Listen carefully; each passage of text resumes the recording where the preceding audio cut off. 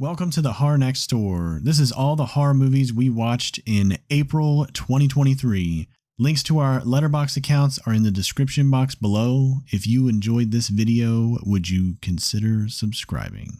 The Collector from 2009, which we watched on a DVD. I haven't seen this movie in a very long time. I think actually the last time I've seen it was in the theater. I'm not exactly sure why we decided to watch it, but we said, screw it, let's check it out. Been a while. And I actually enjoyed it more this watch than I think I did the original time. I mean, I did like it when I saw it in the theater, but I wasn't like, oh my God, and I want to run out and buy this movie as soon as it comes out. It didn't wow me, I guess you can say, but I did love it. It's a fun movie. I recommend it. If you have not seen it, check it out. It's actually written and directed by the two guys that ended up writing Saws 4, 5, and 6. I'm not sure if they did 7, but I think they did 4, 5, and 6, and maybe 7. So they did this movie, and they also did the sequel, The Collection. There was talks of a third one. I think it was going to be called The Collected. It fell through. It never happened. But The Collection, I didn't really like. This movie, highly recommend it. Check it out.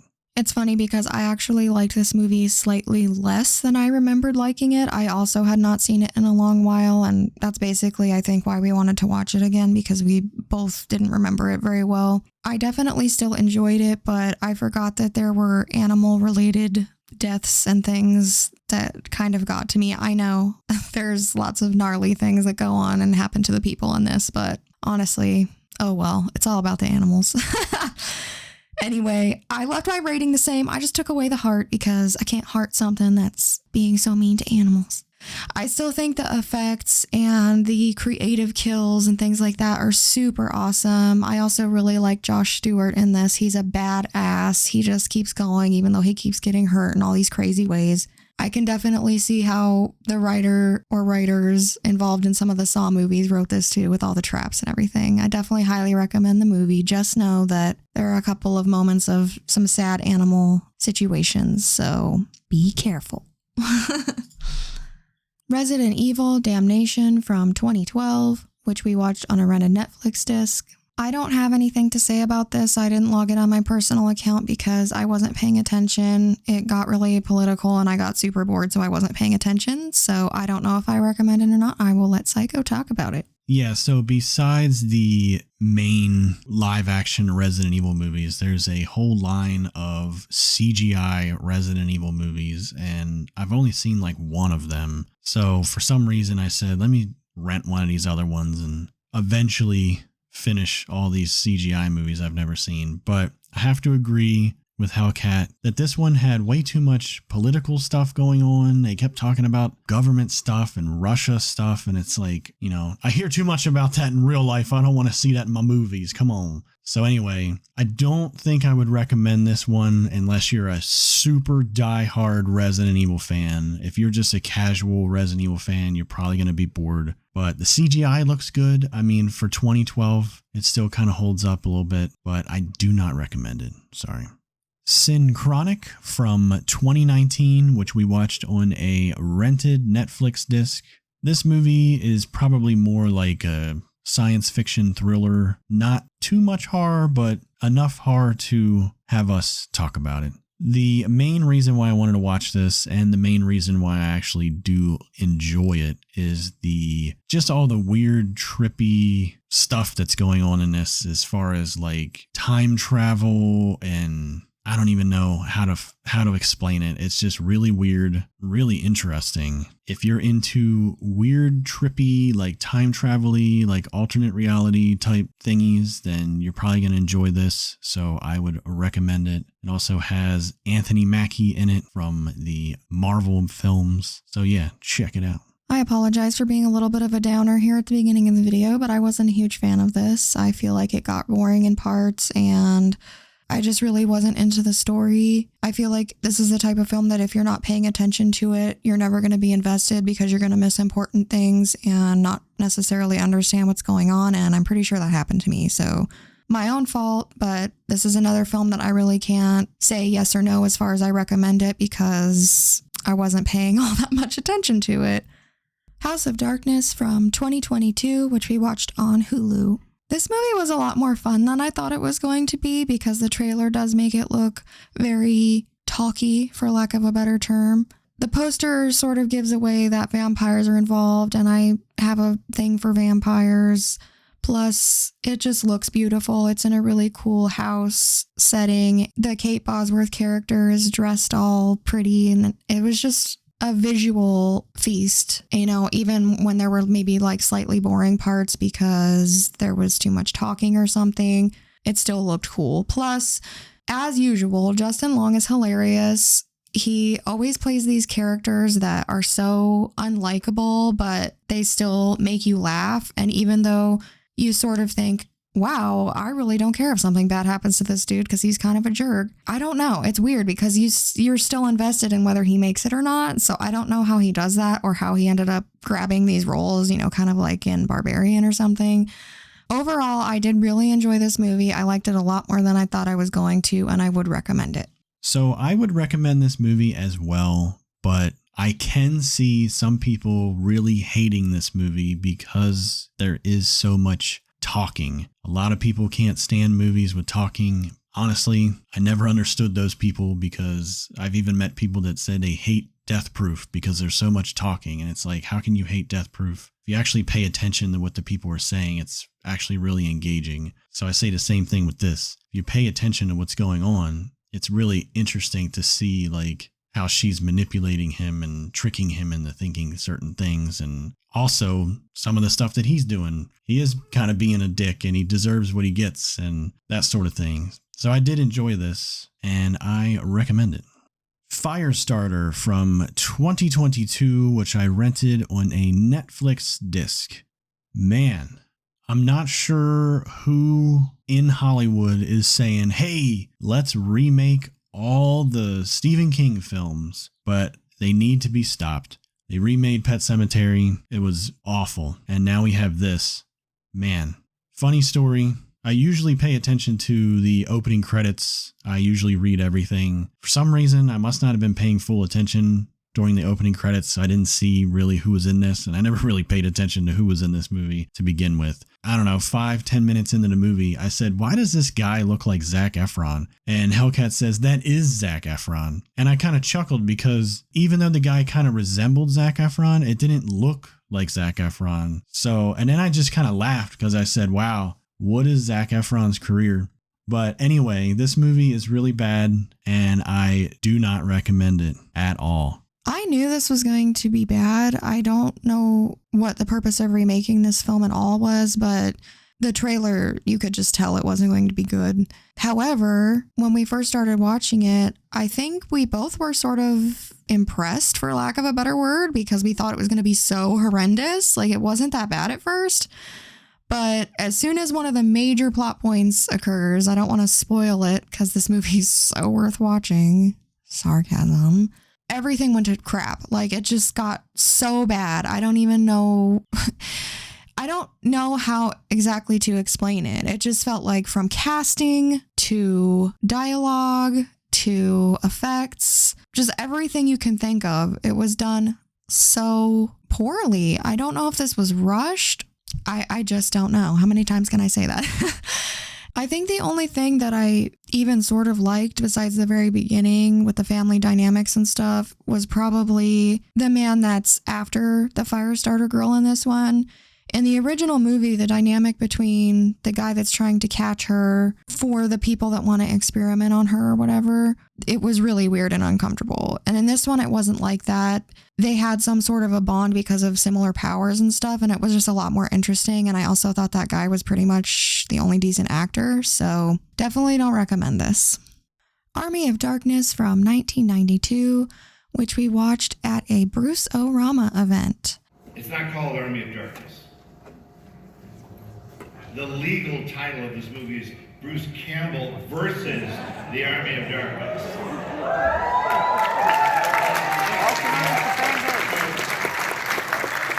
I'm just trying to re-educate you to the real world. And if you don't know what that is, it's basically Bruce Campbell has been on tour and they were doing Last Fan Standing, which is basically nerd trivia, a little version of a game show. It's on Tubi, and we had actually watched some of The Last Fan Standing on Tubi. And then I was just scrolling through Instagram one day and got an ad for Bruce-O-Rama, and it was at a college here where we live. And I just thought, well, that's awesome. I kind of want to go to that. And then when I told Psycho about it, he's like, let's go. So it was really awesome. I mean, in addition to the Last Fan Standing part of the show, Bruce Campbell came out and was just talking to the crowd and answering questions. And then they showed Army of Darkness. So it was a super fun event. Bruce Campbell is so hilarious. He has so much personality. I really don't know a lot of other celebrities like cool and interesting enough to just go around on a tour and literally do nothing but be themselves. So there's an Evil Dead video game. Have you Evil Dead video game, yeah. Love it. Have you even played the game yet? I suck at video games. My son's a gamer. He likes the game. That's awesome. I take his advice. He's like, it's a good game. It's okay, it's a good game. Yeah. No, I die immediately. I play like Grand Theft Auto. Yes. And my goal is to get shot as soon as I possibly can by police. I just start killing people, running into them, going off of freeways. Cops show up, helicopters. I mean, I think I got killed in about 40 seconds one time. And that's what I want, because I don't know how to play the game. I'm just going to cause chaos until I'm killed. But he's definitely one of them because it was extremely fun. As far as the movie itself, I hadn't watched it in a very long time. I really don't know why, but I had the mindset that I'm all about Evil Dead and Evil Dead 2, and Army of Darkness was too hokey and funny for me. But seeing it again was a blast. I feel like this is a movie that I can turn to when I'm in a bad mood and need to be cheered up.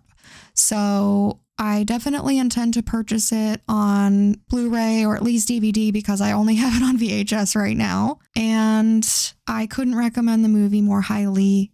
All three of the original Evil Dead films, if you can call them all that, or, you know. If you know, you know. If not, you can Google it. But if you want to call it the original trilogy, are really awesome movies. And just watch it if you haven't. It's a super fun film.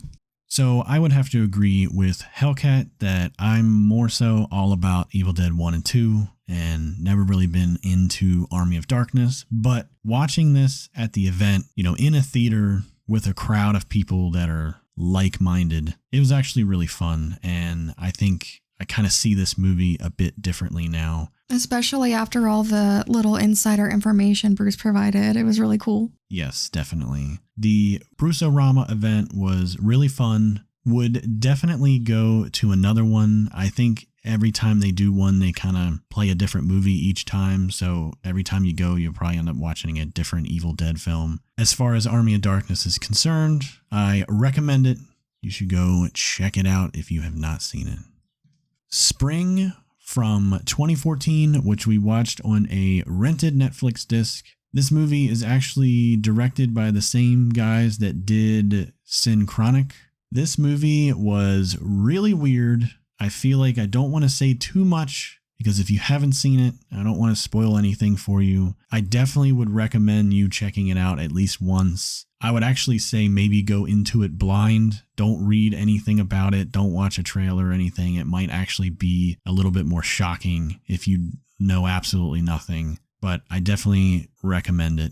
This movie was actually on my Netflix queue for an extremely long time, and I think I just kept putting off watching it because I thought it was going to be slow and boring. I don't know what necessarily gave me that vibe, but it ended up being a lot crazier than I expected. Lots of things coming out of left field. You think one thing's going to happen and then another one happens. And I also did not expect so much of the film to be comprised of the romantic relationship between the two. I actually found their connection very interesting and in a way sort of touching because of the things that they had to go through or like sacrifice to be together. It was a little bit sad in a way.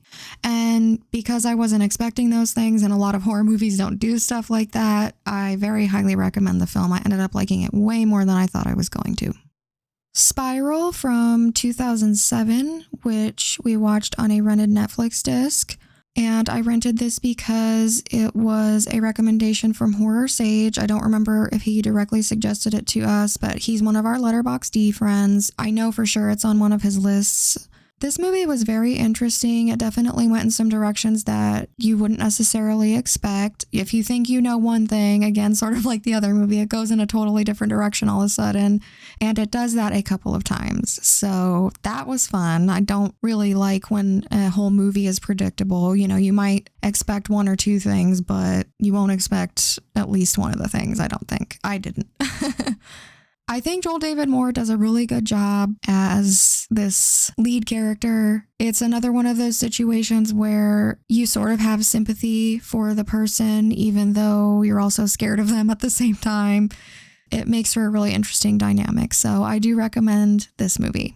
When I looked up this movie on Letterboxd, it said that I had already rated it. But again, it's another one of these movies that apparently I've seen before and must have had amnesia or something because I can't remember a thing about it. One thing that did really intrigue me about this is the fact that Joel David Moore directed this, and also just the fact that he's playing such a serious character. I feel like most of the time I've seen him, he's in a comedy. I remember him in Grandma's Boy. He's hilarious. But that being said, though, this movie was really weird. I actually do like the twists at the end. I will say twists because they kind of give you one and then they give you another one. So I'm not going to reveal anything, but I thought they were really clever and I like the way the movie ended. So for that, I would recommend it. Evil Dead Rise from 2023, which we watched in the theater. We were definitely going to see this no matter what, but when we went to the Bruce-O-Rama event and Bruce begged us all to go see it, we had to see it on top of that. I actually ended up really liking this movie a lot more than I think I thought I was going to going into it. I think I was a little kind of skeptical about the fact that it's going to be in an apartment building and not in the woods, but I actually think they pulled it off pretty well. Even though it's in an apartment, it definitely has the Evil Dead feel to it. I didn't think they would be able to pull that off, and that's what I was skeptical about, but they pulled it off. There were a few things about this movie that I would just leave as saying they were political in a way, and wasn't much, but it was there, and for that I didn't really like, but it wasn't enough to kind of take me out of the film or make me not like the movie overall. Definitely the last 10 to 15 minutes of the film just goes apeshit like every Evil Dead movie does. Very bloody, very gory. The effects in this movie are great. I highly recommend this movie. You should check it out when it finally comes out on streaming. I was surprised by how much I liked this movie too. I think the one downfall is probably it's hard to get invested in the characters. I'm not sure if they were rushing to get to the good stuff, so to speak, or if it was just me personally not really connecting with the characters. But I did like, I don't know the character names right now, so I'll just call them the mom and her sister. I did like their relationship, and I also thought that both of the actresses did a great job. And then the thing that I really liked about it is that it does still have the Evil Dead feel. I am seeing that quite a few people disagree with that and they don't really like this movie, but I thought it had a very dark and dreary tone the whole time. And once the Deadites start appearing, their behavior and the things they say completely still feel like OG Evil Dead. And I think that that was one of the things I didn't really like about the 2013 film, because it just didn't feel the same to me, and I still got that vibe from this one. So I was really happy about that. The opening sequence and the title reveal were so cool. Some of the effects were insane. I liked how they used a lot of practical things, and there were times where if it was CGI, you couldn't tell. Like, I wasn't sure if it was CGI or not. So well done. And there's some freaky stuff. It's not a scary movie, but there's definitely some freaky stuff. So I definitely recommend it. It was really fun to watch, and a couple of times where my jaw dropped, either from something crazy happening with gore or some things that the characters were saying. I would not be here if you were not here first. So it does matter to us. We do give a shit about you. Evil Dead Rise, I hope, will scare the shit out of you. It's a worthy addition to the Uber, because we really do care that we don't want to keep cranking these things out This new guy, Lee Cronin, did a really good job. And look, it's a creepy-ass movie, and I hope you really like it. So, thanks for everything over the years. I appreciate it. God bless you.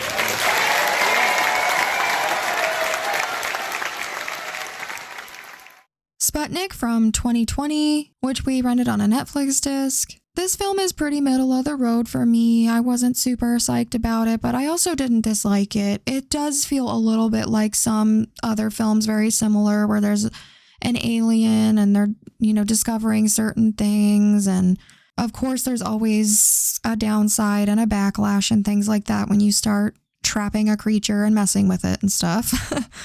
I really liked the little alien. I thought it was kind of cute. And some of the reviews on Letterboxd were saying that the effects sucked, but I actually thought it looked really cool. I just thought the aspect of the film, as far as the fact that the alien was inhabiting a person and they were keeping the person in the dark about it and hiding it from him, was really interesting. So I think that's what differentiates this from a lot of other alien films.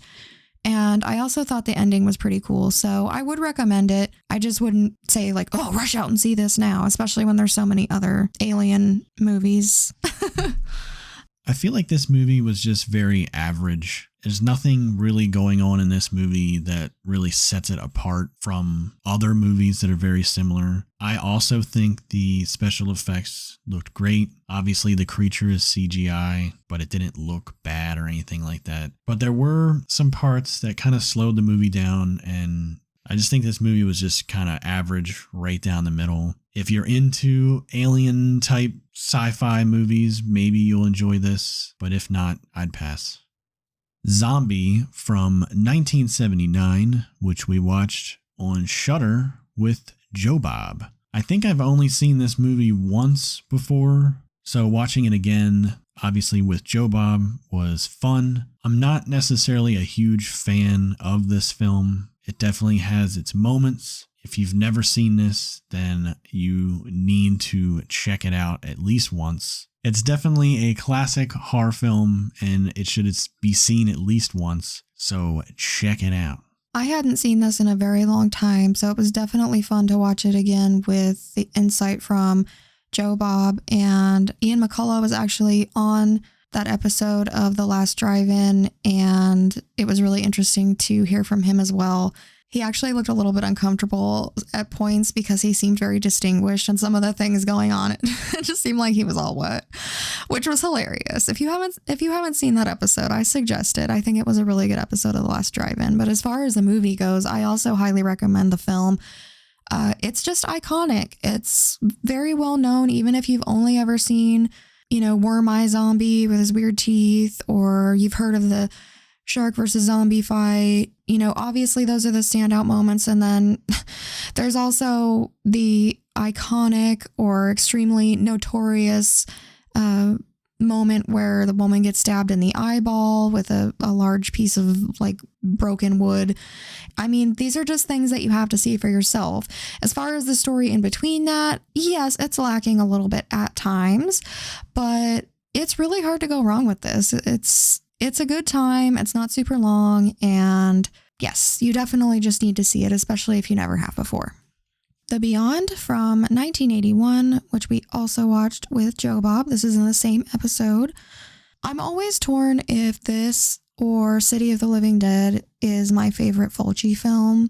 I was looking forward to watching this again because it feels very almost artistic. I don't know how to explain it. It's just this realm of weirdness where you just feel taken away and out of reality. And some of the visuals, the contacts or some of the people that are coming back or coming out of this other realm or whatever, the way they look and behave, it's just very interesting and weird and at times creepy. I mean, the tarantula scene is gross. I know a lot of people would say, oh, tarantulas can't do that. And look at how fake some of those spiders look, but it is what it is. I think it's friggin' awesome and gross and scary. So I definitely very highly recommend this movie. It's very interesting, and I would say that it's one of the easier to watch Italian horror films if that's a genre that you're not really familiar with and you want to start looking into it. It's probably one of the easier ones to get into. So between The Beyond and Zombie, I actually think that I prefer The Beyond. And I feel like there's probably a lot of people out there that are like, whoa, what's wrong with you? Zombie's a classic. Yeah, it's a classic, but I actually think I have a better time watching The Beyond. I do agree with Hellcat that this movie has a lot of great imagery, like just the way they shot certain locations and stuff. And I think that's might be part of the reason why I like this one more. Also just the storyline with, an entrance to hell and everything. Like it's crazy. And there is another scene in this movie that involves an eyeball. So you have that. But I think personally, I would recommend this movie much more than I would recommend Zombie. So check it out.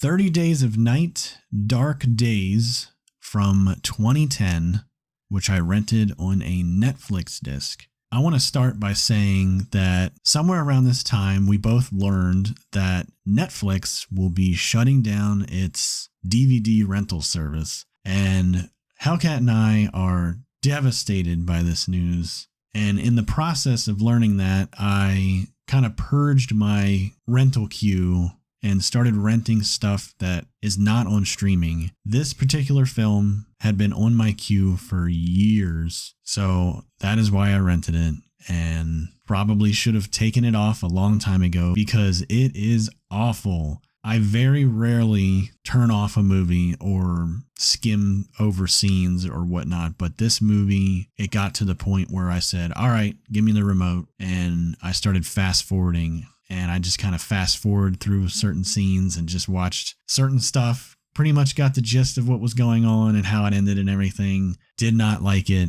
Do not recommend it. Stick to the original 30 Days of Night. Do not watch this sequel. Just pretend it doesn't exist. I don't have a lot to add. This is a terrible film. I stopped paying attention. The casting was hilarious. I really don't understand the actress they put as like the queen of everything, who was just in charge of and running all this, and she was supposed to be so scary and intimidating. What a freaking joke. Do not recommend. Witchboard from 1986, which we watched on Shudder, again with good old Joe Bob. I friggin' love this movie. I don't know why, but I watched it a lot when I was a kid. I was obsessed with it. I think it actually scared me a little bit and kind of put me off of Ouija boards. Like, I've literally never touched a Ouija board in my life. I own a couple for display purposes, but I've never played with them, if you can call it that. I think it's this movie's fault. Anyway, Tawny Katane is so awesome in this movie. I love her giant hair, and she's just so pretty. And I love at the end when she's wearing the suit and she's all crazy and wild, being a badass. I just really enjoy this movie. I like all the characters except for Brandon, because he's a snob, and I know he has a good side to him eventually in the movie, but he's a brat, let's be real. So anyway, I love all the characters. I love the sense of humor and the connection between everyone, the friends and the couple. And I don't know, I think that a lot of people probably find this movie to be stupid or silly. I legitimately love it and never get sick of it. So I do very highly recommend this movie. So I have actually never seen this movie until a few years ago, and Hellcat exposed it to me. So watching it again with Joe Bob, this would be my second viewing, and I must say that I do really enjoy this movie. You know, it's campy, it's corny at times, but it's got a charm to it that some 80s movies or even 80s horror movies have. For that is what makes it really fun to watch. Also, I do agree with Hellcat that Tawny Katane's hair steals the show in this movie. If you've never seen this movie, you should check it out. It's a blast. Don't know what else to say. Watch it with Joe Bob. It's even more of a blast. In Ash vs. Evil Dead. Ash vs. Evil Dead. In the final season. Yeah, don't clap now because that is the #1 illegally downloaded show on the internet. When I look out, I see criminal faces. Anyway, sorry to interrupt. Sorry. If there was going to be a final season. Oh, final season. There was not because of you illegal bastards. And on top of it, I go, hey, yeah, great news. We're going to do a new TV show for Ash vs. Evil Dead. People are like, yeah, what's it on? Stars.